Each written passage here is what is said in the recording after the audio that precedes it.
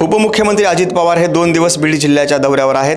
यावेळी त्यांनी बीड जिल्ह्यामध्ये मुसळधार पावसाने झालेल्या नुकसानीची पाहणी केली।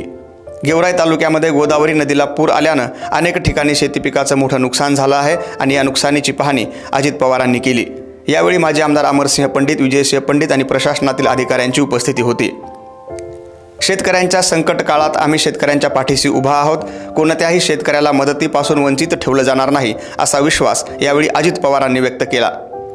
गेल्या 3 दिवसापासून बीड जिल्ह्यामध्ये मुसळधार पाऊस झाला, त्यामुळे अनेक ठिकाणी शेती पिकाचं नुकसान झालं तर काही ठिकाणी जनजीवन देखील विस्कळीत झालं आहे आणि या सर्व परिस्थितीचा आढावा अजित पवारांनी घेतला असून प्रशासनाला तात्काळ पंचनामा करण्याचे आदेश दिले आहेत।